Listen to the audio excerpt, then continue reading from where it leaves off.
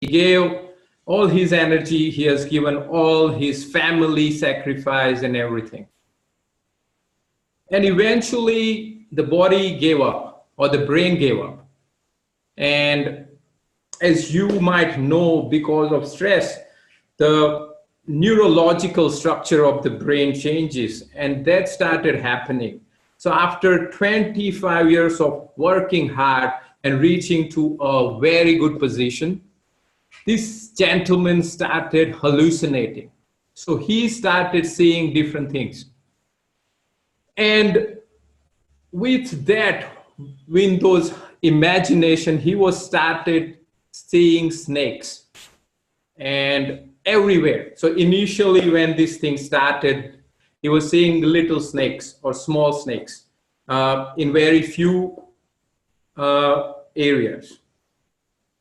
And eventually it grew, so he got hospitalized, he got on medication, and he has to stay in rehabilitation center because of the phobia and fear, because he was not able to function properly in the normal life. And there was no cure. So people tried, psychologists, doctors, and everybody tried different things, but it didn't work. So one of the psychologists came and he said, okay, I want to try something unconventional. So he goes to a shop and gets lots of rubber snakes. And he also gets one real snake. And he goes to his room and he tells the nurse, take him out and keep him outside till I call. He puts all these snakes, one real snake as well. And eventually the guy comes in and the psychologist tells the nurse that do not open the door till I say. As soon as the guy started realizing where he was and started seeing everything around him, he started screaming. There was a lot of anger, there was a lot of tears, and there was a lot of frustration. But the doctor said, I will let you go only if you can tell me three things. You have to tell me which one is the imaginative snake, where is the fake snake, and where is the real snake. After a lot of hard work, the gentleman starts getting attention and he says, okay, there is a rubber snake, there is a real snake, and I see imaginative snakes on the roof. And the doctor said, this is what's happening. So you see only imaginative snakes. So the moral of this story is basically we think a lot. As you might have seen the video initially, we get around 50 to 70,000 thoughts in a day. And from those thoughts, almost 47% of the times we are mind wandering. So we don't know what we are thinking, or we don't know where we are.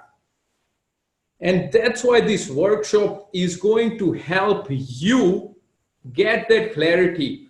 What is real evidence-based thinking? What is fake thinking? What is just your mind creating stories, which are helpful thoughts and which are unhelpful thoughts? So that is what you are going to learn. I'll start the real show now. So I'll start the presentation, which you should be able to see on your screen soon. Let me get that for you. Where is that? Okay. Let's close that. I'll share the screen. And that's it. Okay. So avoid these 10 thinking patterns for happier life. So some technical info, if you are logged in from desktop, you might see this, you might not see all of the buttons. Some of them are not activated for you, it's just controlled by me. We will be utilizing the chat window later on for asking questions, because that is the easiest way rather than multiple people speaking and asking questions. So you guys will be muted till the end, and you will be only able to send me messages, not to any other participants. Okay, so my name is Mrugank. I'm a psychotherapist and I'm a coach, and I help people create meaningful life.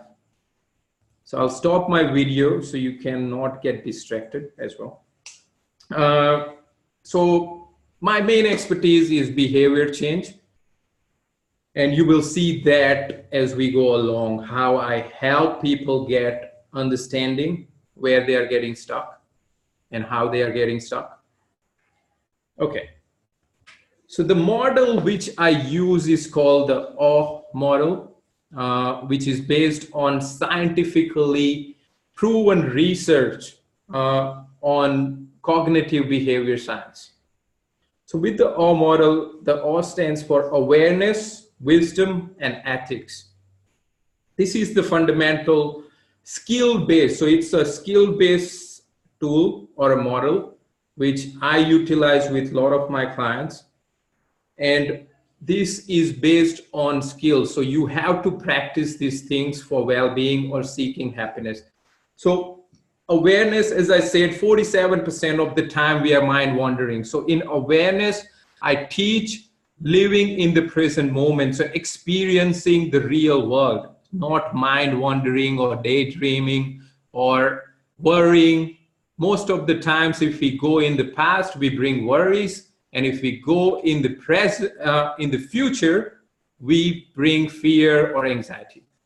So awareness, the key component is to learn living in the moment. With wisdom, it's more about learning the skills to deal with difficult thoughts and unhelpful actions.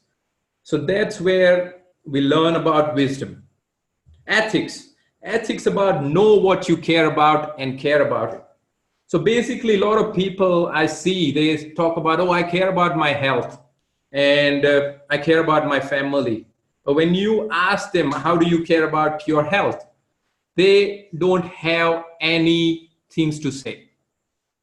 So we talk about a lot of things, but we don't take and put those things in action. So in ethics, we are going to learn about actions. We are going to learn about clarity, because a lot of people even don't know what they care about. So today's workshop is basically focusing on awareness, because we are going to become aware of these 10 thinking patterns. So wisdom and ethics will not come as part of this workshop, but we are just focusing on living in the present moment and understanding where your mind is going. The whole motto of the way I work is in this quote: confusion and suffering may be our birthright. So as soon as we are born, confusion and suffering happens, even if you are multimillionaire or if you are the strongest person on earth. Confusion and suffering will come to everyone. But there are tools, techniques, and strategies which we can utilize to gain wisdom and happiness. So confusion and suffering may be our birthright, but wisdom and happiness are available. So that's where we are getting into. So we are going to learn wisdom and how to become happier. So today's learning, what we are going to learn today: what is happiness briefly, what is stress briefly. The key focus would be the 10 stress causing thinking patterns. Dealing with these thinking patterns, so I'm going to give you some strategies or solutions which you can utilize if you identify you are utilizing some of these thinking patterns. And there will be a worksheet which you can utilize to learn about your own thinking pattern. So as I said, it's a skill-based thing. It's not you are just going to listen and you are going to avoid these thinking patterns. So we have to practice what I teach here. And that is where the worksheet is going to help. Disclaimer, a simple, this is not meant to substitute for advice from your doctor or a healthcare professional. So this is just an informational only webinar. So we are not going to get into any diagnosis or any specific help. If you need any specific help, contact me and I will be sharing the details later on, and you can get in touch with me for individual consultations. So this is just a common sense thing. Okay, what is happiness? We all talk about happiness and we all want to be happy. The first thing when I ask one of my or any of my clients, what do you want? What do you seek? And the answer is, I want to be happy. And when I say, what is happiness for you? Most of the people don't know what is happiness for them. So I'm going to give you a brief definition of happiness. The experience of joy, contentment, or positive well-being combined with a sense that one's life is good, meaningful, and worthwhile. So it's more about feeling or experiencing this different kind of emotions or feeling. That is happiness according to psychology. A happy person. So who is a happy person? From definition, a person who experiences frequent positive emotions such as joy, interest, gratitude, and pride. And infrequent, though not absent, this is the key, not absent, infrequent negative emotions. So negative emotions are part of our life. So happiness does not mean that you will remove all your negative thoughts like sadness, anxiety, and anger. So that's a happy person. So that's just a brief introduction about happiness and a happy person. Now, the other side, the happiness is the positive side, stress is the other side, which is the negative side. So I'm going to give you that brief of what is stress. So stress happens when you are having any kind of a demand that could be good or bad. So I'll give you an example. A wild dog chasing you. That's a stress response in your body. And what your body does is it starts releasing chemicals. So cortisol is one of the things which gets released, and that gives your body power to either fight or flight. And sometimes we give a freeze response as well when we are stressed. So it's a mechanism which is designed to save you. So when we get stressed, we understand there is something wrong. And the body is getting ready to fight or flight. So at times, in the olden days, when we were living in the jungles, this response was good because we were able to know about flooding or the tiger coming, or we are not going to survive because the food has decreased. So there was a kind of survival response. But nowadays, we worry about losing our jobs, getting stuck in the traffic, not raising a healthy kid. So these stress are internal stress. So what I'm going to give you, there are 4 different categories mainly, which is how we define stress. So the stressors, the first one is survival, which is, as I said, that if you are standing in the middle of a road and there is a fast car coming, your body will prepare you to run or move. And that's the survival stress. The second one is internal. That is most of us experience at times. There is fear, there is anxiety, there is sadness, worrying. This is sometimes we don't have any reasons for worrying. Sometimes even we have reasons for worrying, but we don't know how to reduce this worrying because the worrying becomes chronic and that hurts. Environmental. So a lot of noise, a lot of crowd, pressure from work, family pressure. These things are more about environmental pressure. Kids is also one of the biggest stressor, which I work with a lot of people and they experience. Fatigue and overwork, this kind of stress builds up over a long time. So as I told you in the story of the executive, most of the people, most of the workers, they build fatigue and this overwork type of stress very slowly. And it can also be caused by not knowing how to manage it. So a lot of people, they are aware that I'm getting stressed, my body is aching, I'm getting frequent fevers, I'm getting frequently sick, but they don't know how to manage their time, how to relax, how to rest, how to manage their thinking pattern.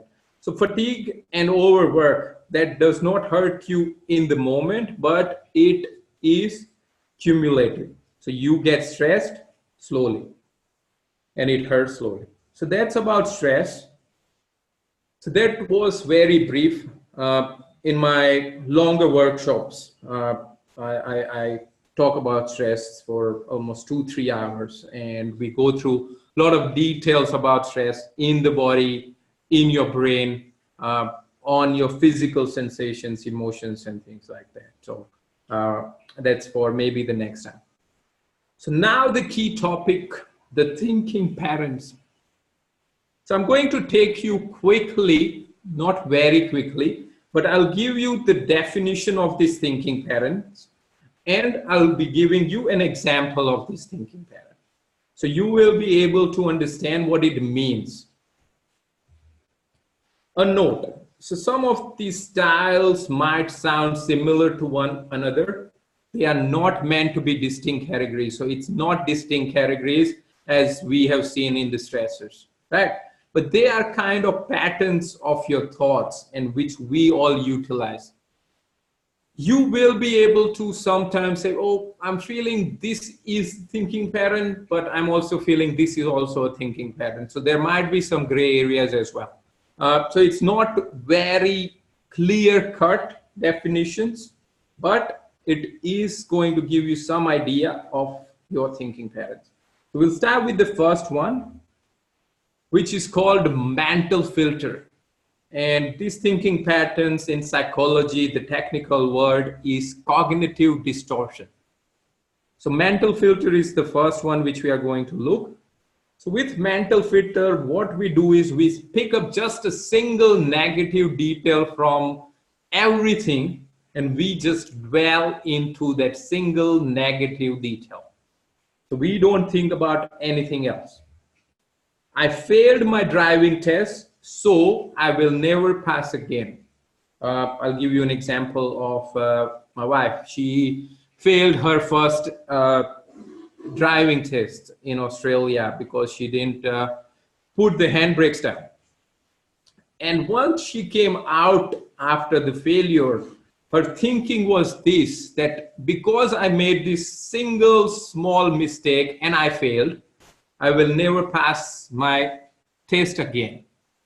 So that's a mental filter. You look at only one thing, negative, and you don't move on. The second one, which is very similar, not exactly same, but jumping to conclusions. So assuming that we know what someone else is thinking, which is we are very good with mind reading, we all are, and making predictions about what is going to happen in the future.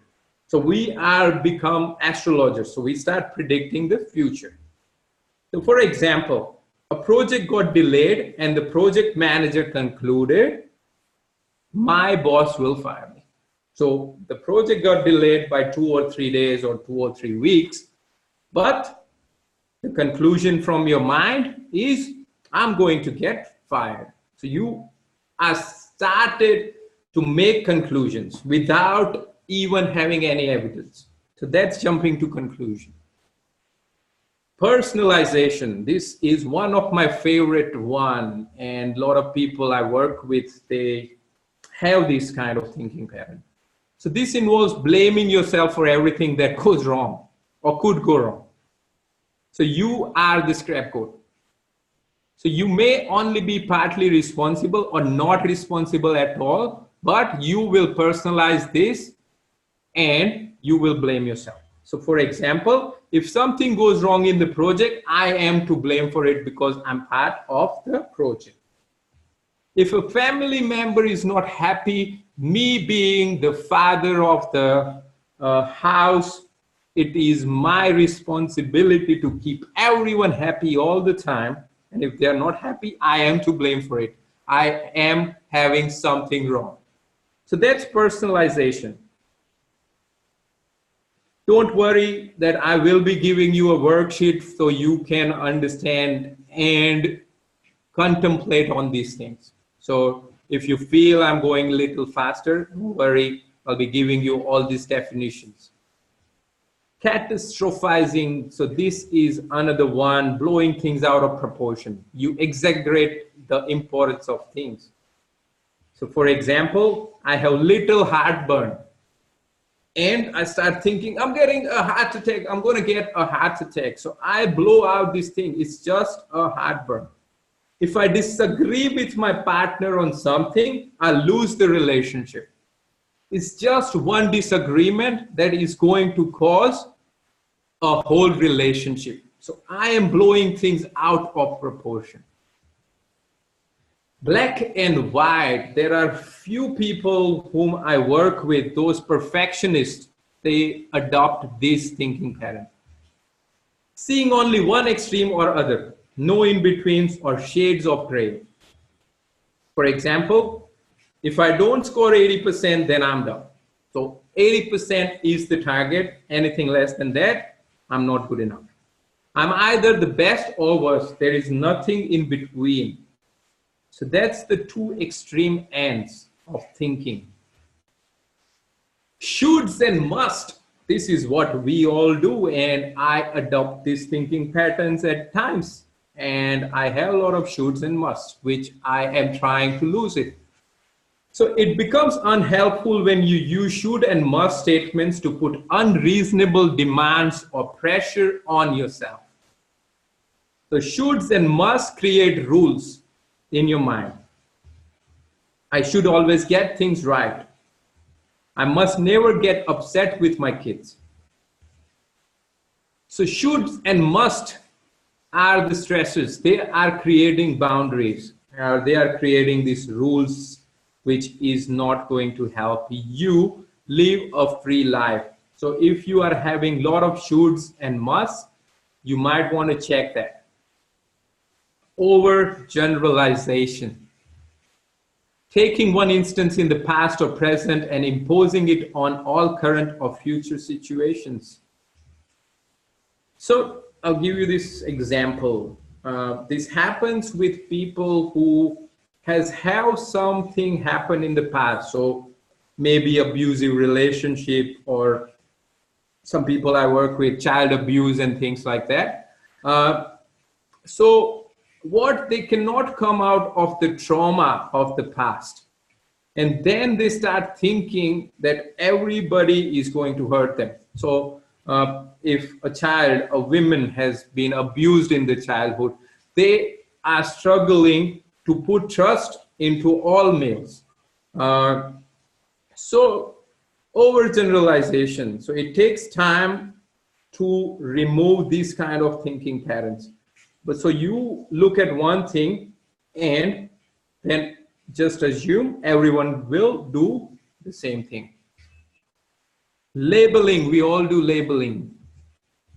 So making global statements about ourselves or others based on behavior in specific situations. So for example, I'm ugly. I am weak and depressed. He is my worst enemy. So these are more judgmental. So we are making judgment on ourselves, and these labels create a lot of stress.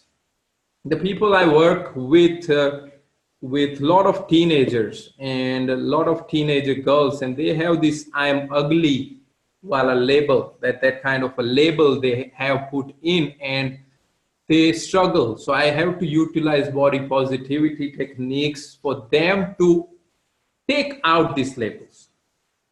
So that's labeling. So think about what kind of labels you put on yourself. Emotional reasoning.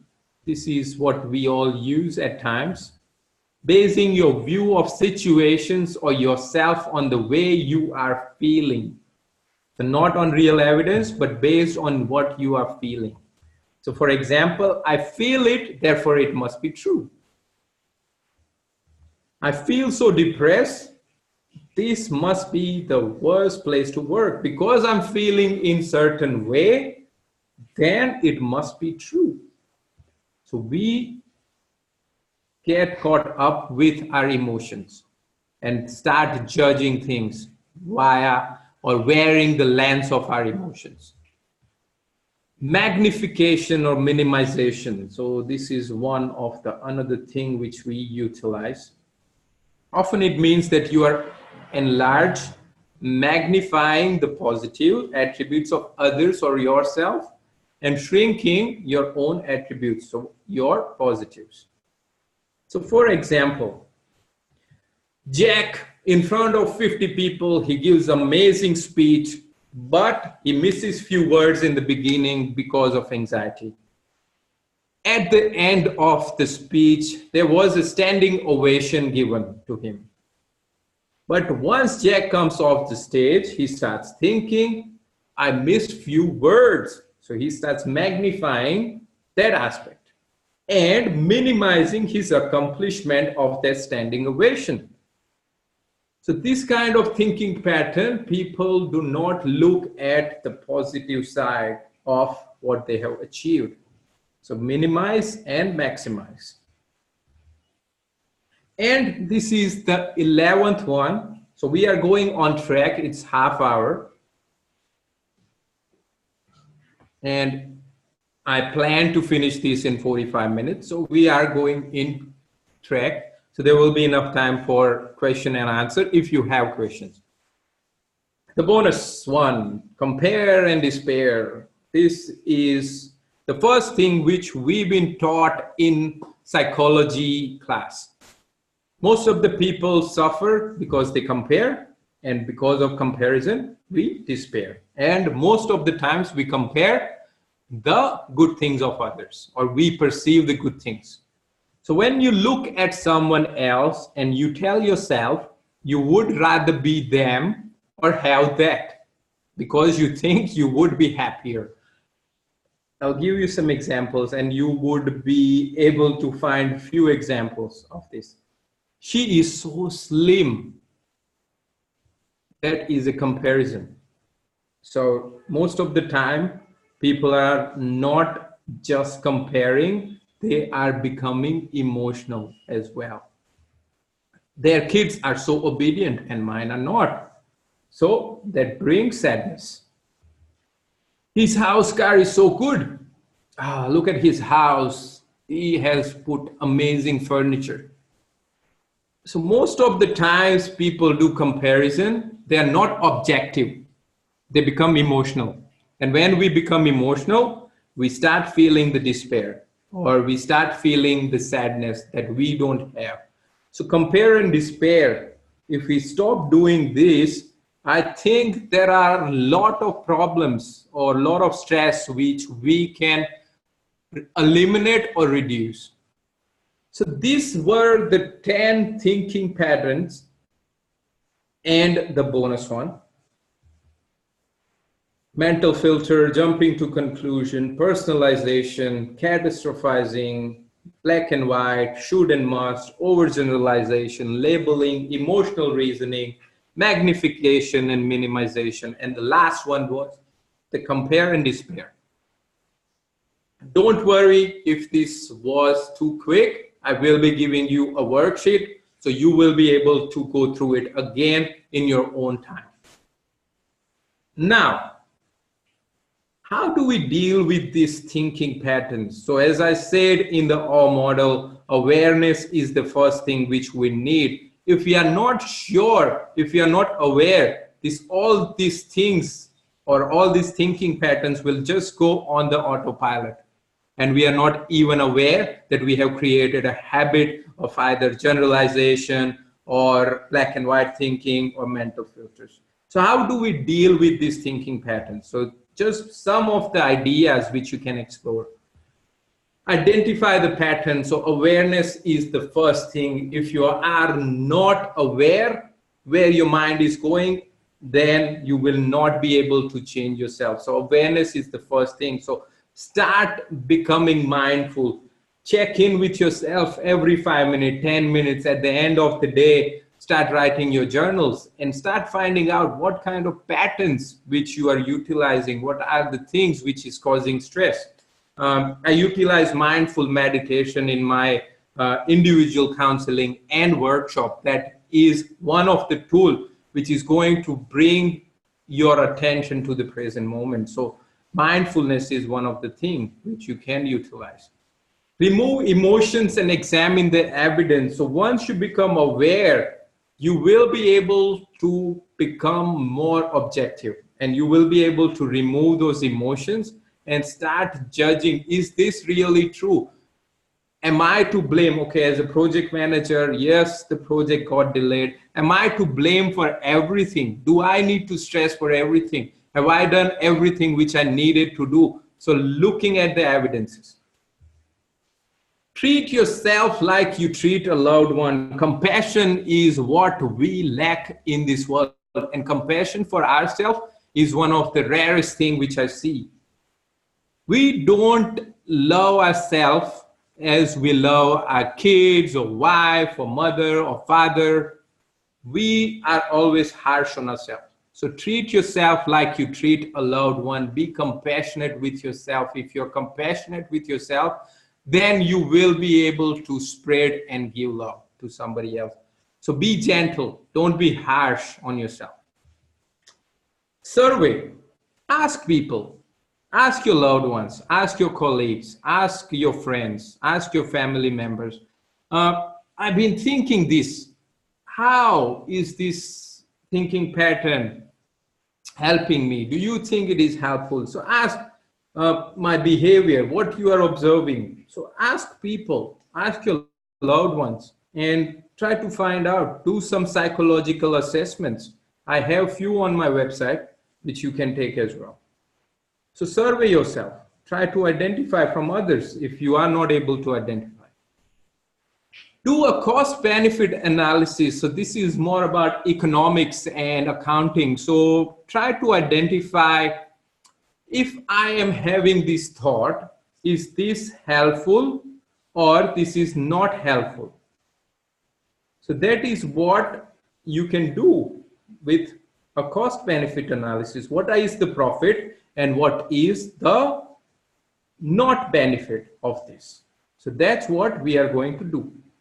So think about this and try to identify yourself. So I'll give you 2 minutes to take a pause and think.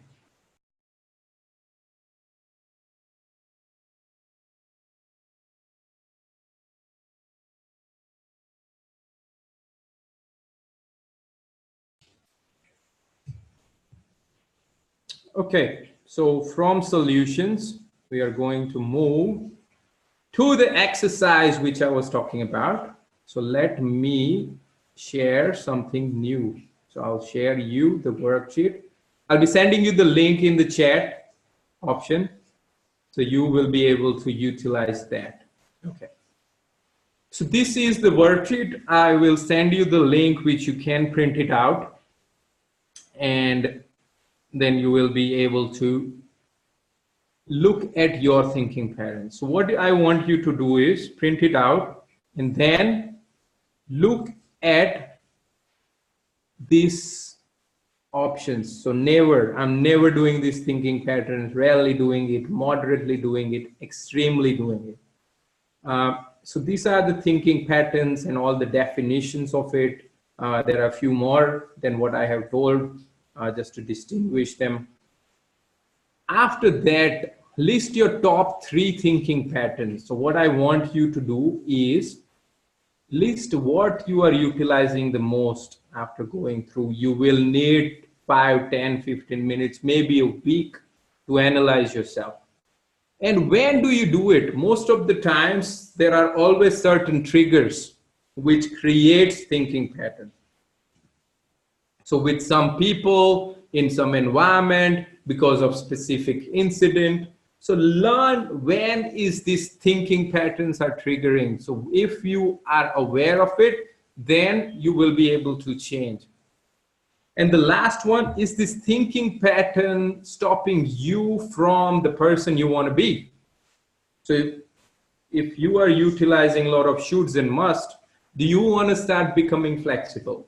Do you need to lose some shoulds and must? So is this helpful or not? So I'll send you this link in the chat option. So don't worry, you will be getting that. I'll get back to the presentation now, so we can look into that. Let me give you that presentation back. Okay, screen is sharing is paused. So let me do this, share. Okay, so you are back on this exercise. So I'll send you this, so you will be able to utilize this worksheet. And as I said, practice it. It's not you are going to spend this 45 minutes and you are going to enlighten yourself and you will become more happier. This is all based on practice. Mental fitness is also like physical fitness. You have to train your brain. You have to exercise and train your muscle, brain muscles. Okay, so now you can ask me questions. So I will get the chat session enabled. So let me get this stopping. I'm stopping the sharing. And what I want is, hi, you can ask me questions here. So if you see that message which has just popped up, you will be able to ask me questions. If you have any questions, I'll give you some time to ask me questions. You can send me your questions directly. Nobody is seeing it. So I'll give you 1 minute to ask, or we will move forward.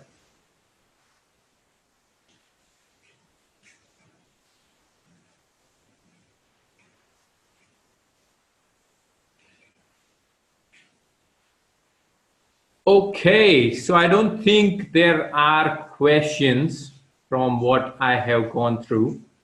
So I'll get back to the presentation and let's get into that.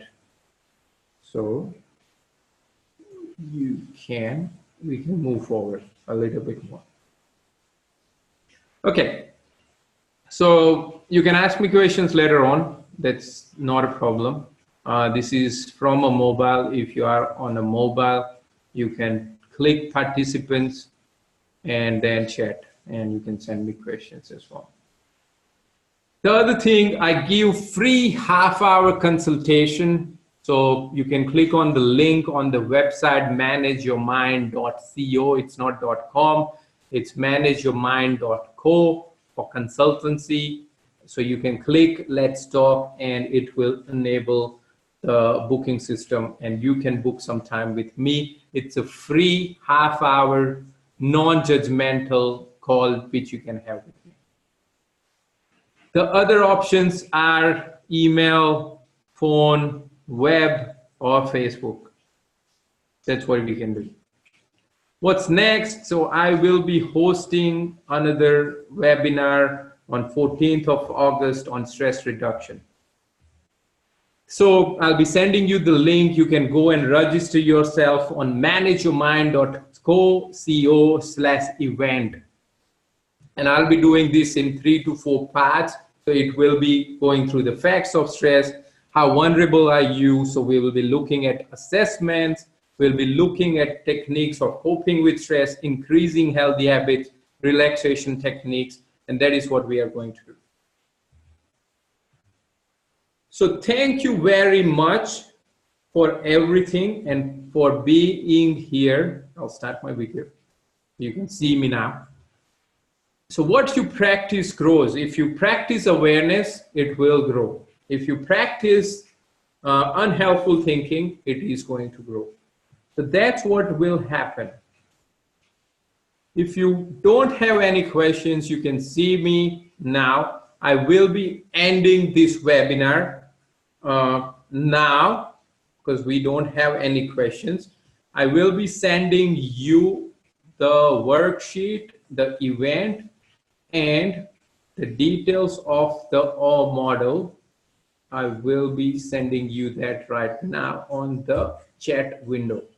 So on the chat window, you will be able to see all the links of the worksheet. You will be able to see about the asana model, and you will be also able to see and book yourself for the next meeting. Thank you very much for your time. I appreciate that you have taken this time. I'll just quickly share this poll for you. So if you can just answer this quickly, this is going to help me. How easy was it to join this online seminar? So can you just quickly click how easy it was for you to get this webinar attending? Okay. So I'll end this.